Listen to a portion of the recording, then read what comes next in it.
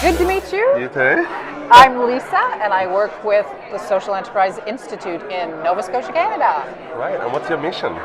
Our mission is to create change in the world. Hopefully 1 million businesses in the next 5 years. And that's global for you, or are you focused on 1 million businesses in Canada? That's a good question. We do work in Nova Scotia, across Canada, and around the world. So we have some partners here in the UK as well, so doing some partnership work there. So we can take on the world, I think.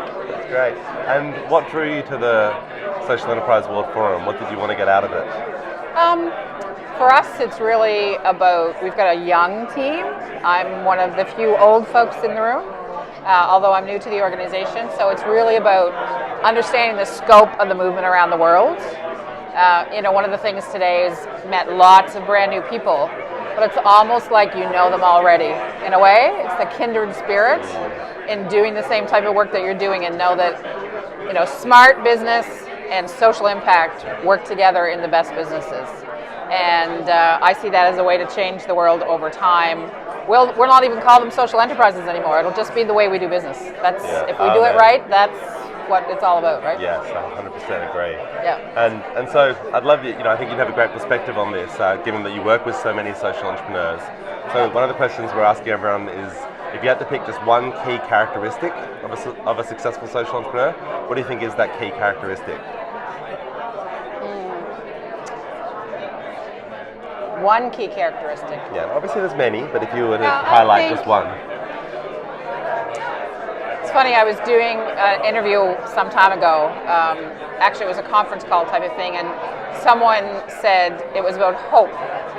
And I actually think I've dealt with lots of people who have hope, but don't have the ability to follow through and the skill to actually bring together business and social change. So it's hope plus the ability to either rally people who can do the work or be able to do it yourself. So I think hope is a wonderful thing, but we really need to be able to find a way to bring together the skills that will allow us to take that hope and leverage it 10 times. Because as we heard in the last session, consumers, it needs to be important to consumers for us to be able to really make this movement shift. So it's hope and then some. That's what we need. Hope plus. Hope plus plus. Yeah. And so you mentioned, that from the last session. Just keen to know, we're at the end of the first day, obviously, the summit. What's your one key kind of takeaway or moment of inspiration, or the thing that you'll remember from today?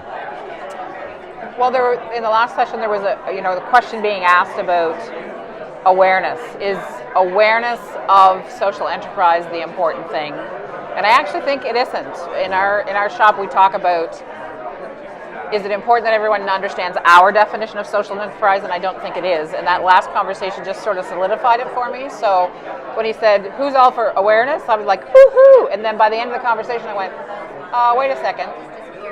People should be able to consciously make the decision, but people should be making the decision even if they don't know what social enterprise is, because it's the right thing to do. So let's not cloud the issue around whose definition, for-profit, non-profit, all those types of things.